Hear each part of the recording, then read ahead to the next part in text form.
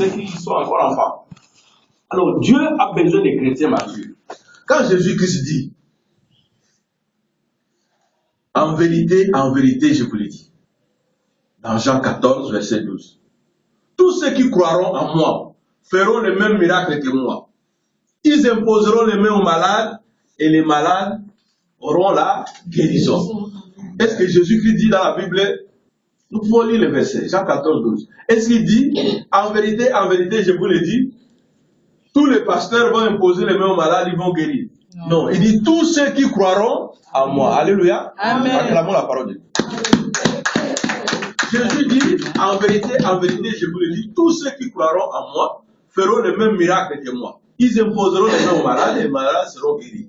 Alors, tu es parmi les tout. Mais pourquoi toi, tu pleures toujours? Pour croire en Jésus, il faut connaître sa parole. Ce n'est pas le fait de venir à l'église qui fait que tu crois en Jésus. Ça, c'est un pas d'un enfant qui est dans une maison. Mais Jésus a besoin des gens matures, des gens qui connaissent sa parole. Quand il dit, soyez mes disciples, soyez mes témoins. Quand on dit porte-parole, il doit connaître les secrets, il doit connaître la philosophie de l'ensemble.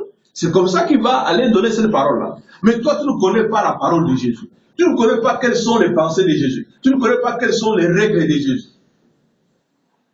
Et comment le diable ne va pas jouer avec toi? Tu vois, des fois, le diable regarde quelqu'un. Tu es en train de prier. Tu es là. Oh, j'arrache. Je lis. J'arrache. Je délie. Le diable te regarde. Tu es lui là, il fait ça. Tu ne l'impactes pas.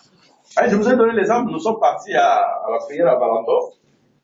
Le pasteur m'a dit, pasteur, il faut continuer la délivrance. Et puis il y a quelqu'un de l'église qui est dans l'équipe de délivrance qui est venu aussi. Dès qu'il a imposé sa main, tu sais, je voulais toucher la fille. Et bon, c'est l'église. Ils étaient pressés de faire ce qu'ils voulaient. Puis je voulais toucher la fille. Et puis j'ai imposé ma main à la fille. Et lui, il a préféré imposer la main à la tête de la fille. Hein, quelque chose comme ça. Et le démon qui était dans la fille a dit, enlève tes mains. Tes sales mains. Tu ne me fais rien. Alléluia. Amen. Le démon a dit comme ça. Il dit, enlève tes sales mains. Tu ne me fais rien. Donc, ce qui fait que quand tu pries souvent, puisque tu ne récites pas, tu ne rappelles pas à Dieu ses paroles, puisque quand tu pries, tu ne mets jamais les versets bibliques dans ta prière, le diable sait que tu es pauvre en parole. Et il écoute ta prière comme ça, lui il court premier à venir écouter ta prière. Puis je sais que, je répète souvent même à l'équipe, je l'ai dit, il y a eu un moment où j'ai voulu laisser le diable venir me toucher. Mais des fois, ils savent, quand je prie, je suis énervé, je dis même à Dieu, je dis, mais tu sais que moi, il ne peut pas me dire comment il s'est approché de moi. Puisque je suis suivi.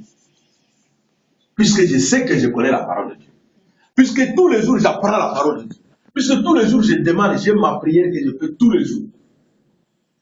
C'est le psaume 32, verset 8. J'ai dit à Dieu, enseigne-moi, instruis-moi, montre-moi les chemins à suivre. Conduis-moi, mais montre-moi les chemins à suivre. Et veille sur moi. Sois mon conseiller. C'est le psaume 32, verset 8. C'est ma prière de tous les jours. Même avant de me lever, venir prêcher. Je dis, mais des fois, je suis dans le couloir, je cherche, je suis dans la salle de bain, parfois je deviens agressif, puis il ne faut pas que quelqu'un me dise, j'ai besoin de la cause. Mais quand je dis à Dieu, Seigneur, j'ai besoin de prêcher ta parole. J'arrive ici, là, le verset biblique là vient dans ma tête. Les diacres avaient un jour, j'ai écrit beaucoup de versets, j'ai pris même le papier, j'ai donné au diacre. Les versets bibliques là vont venir dans ma tête, enchaînés, avec des exemples. Puisque je demande à Dieu, sans orgueil, il dit, Seigneur, je ne connais pas. Apprends-moi et instruis-moi. Alors, enseigne-moi, c'est ce que nous faisons dans les écoles, on te dit A plus A égale B. Mais l'instruction, c'est ce qu'on dit, mon enfant. Tu vois, tu es une jeune fille, quand tu vois les garçons, il ne faut pas trop sourire. Si tu vois un garçon t'appeler, viens me dire, ça c'est des instructions. Ce n'est pas de l'enseignement. On dit, mon fils, tu vois, quand tu vois les filles, il faut faire attention à ton âge, il ne faut pas aller avec ça, c'est des instructions. Alors je dis au Saint-Esprit, enseigne-moi. C'est-à-dire que je connaisse qu'est-ce qu'on dit dans cette parole, et puis instruis-moi, Montre-moi les chemins à suivre. Alléluia. Amen. Alors, en 2015, nous avons marché sans parole. Dieu veut qu'en 2016, nous puissions marcher avec la connaissance. Amen. Que chacun de nous fasse un effort de lire la parole de Dieu. Alors, quel est notre niveau? Avant de vous donner toute la révélation, quel est votre niveau en parole de Dieu? Puisque si tu as un enfant, tu es dans une maison, il y a un bébé, bon, tu dois lui donner du lait. Le bébé, il ne va pas manger la semoule. Le bébé ne va même pas manger la chikwa. Le bébé ne connaît pas la tchéké. Alléluia. Amen. Le bébé se nourrit du lait. Et puis quand le bébé atteint 8 mois, et tout ça, il commence à devenir un enfant, tu viens avec le lait, ça devient un complément. Il faut ajouter un peu de céréales. Et puis après, il commence à manger des pots. Mais il y a des bébés pressés, dès qu'il entend l'odeur du pot, il ne veut pas, il veut manger ce que les autres mangent avec un peu de piment. Ok, il va manger, mais il ne saura pas croquer les os. Il doit encore attendre de grandir. Alors, un papa ne peut pas prendre, par exemple, il y a des parents riches, dès que l'enfant naît, il lui achète une voiture. Mais l'enfant est bébé.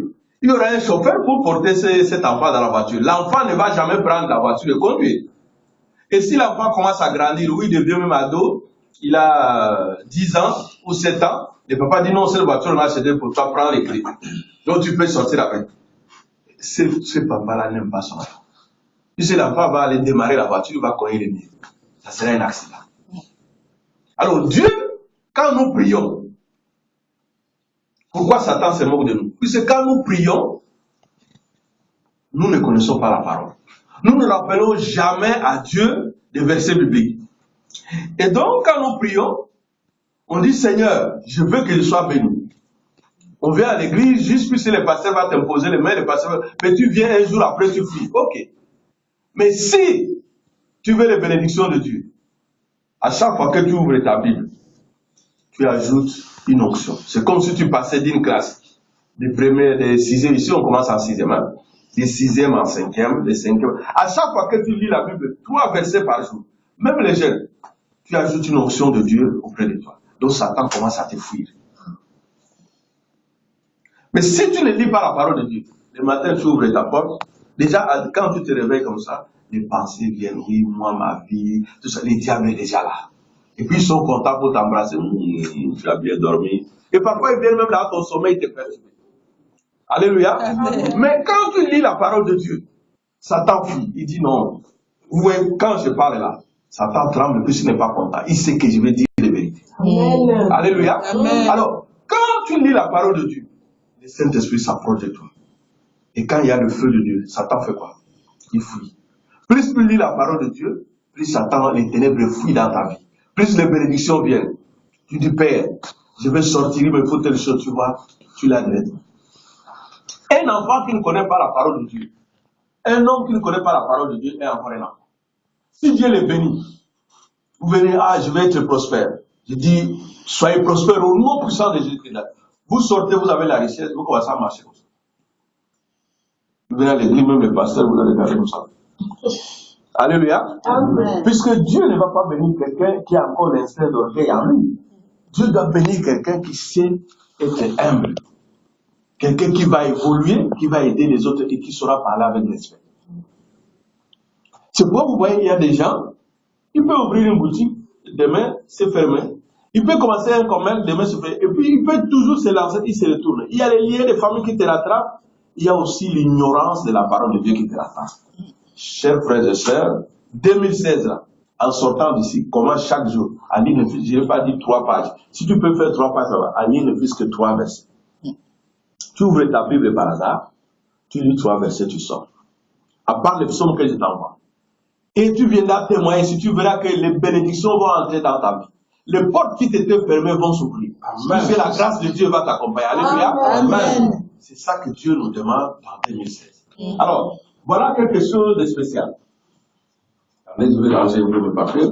Voilà un des messages que j'ai pour vous ce soir. Nous avons appris ici Christ à nous, espérant de la gloire.